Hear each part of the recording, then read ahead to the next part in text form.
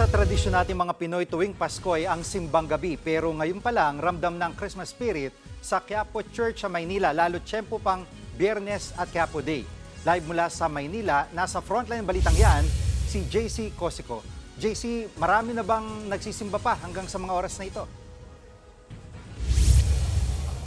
Jiggy, dagsa pa rin nga yung mga tao rito sa Quiapo Church ngayong Biyernes Quiapo Day para magsimba. Pero pagkatapos niyan ay marami pong pwedeng bilhin sa paligid ng simbahan na swak ngayong panahon ng Kapaskuhan.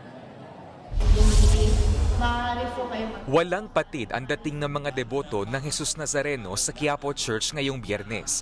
Si Annalyn dumayo pa mula Pampanga ngayong Quiapo Day. Bit-bit pa niya ang maliit na replika ng puon. Pasasalamat niya raw ito sa poong nagpagaling daw sa kapatid niyang may sakit. Naging cancer survivor po siya. Meron siyang leukemia po dati. Tapos kagabi, 18th birthday niya. Pero inaasahang mas darami pa ang mga magsisimba sa Quiapo Church sa pagsisimula ng simbang gabi sa Linggo, December 15. May misa ng alas 7 at alas 8 ng gabi. Mayroon ding misa de Aguinaldo ng alas 4 at alas 5 ng madaling araw simula naman sa December 16. More than sa paghingi ng mga wishes ay nararapat nandun yung pagbubukas ng ating puso sa pagbabalik loob.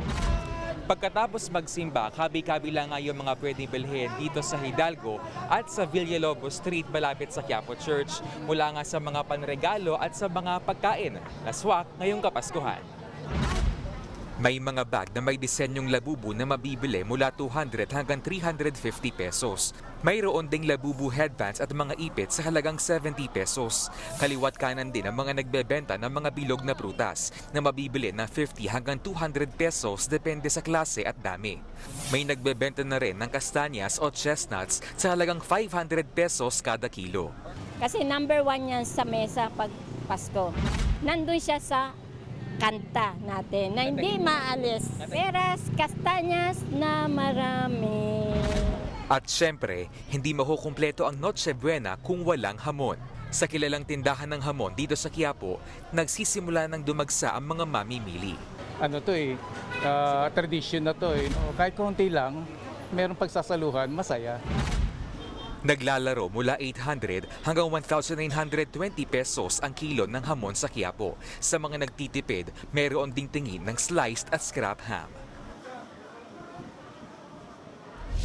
Jiggy, ongoing nga sa ngayon itong 6 p.m. Mass dito sa Quiapo Church. Ito nga yung Plaza Miranda at marami na po yung nasa loob ng simbahan. 8 p.m. yung last Mass ngayong araw dito sa Quiapo Church. Balik sa inyo. Maraming salamat, JC Cosico. Mga kapatid, Jiggy Manikad po, iba na ang may alam at may pakialam sa panahon ngayon. Para sa konkreto, kumpleto at komprehensibong balitaan sa Frontline, mag-follow at mag-subscribe sa social media pages ng News 5.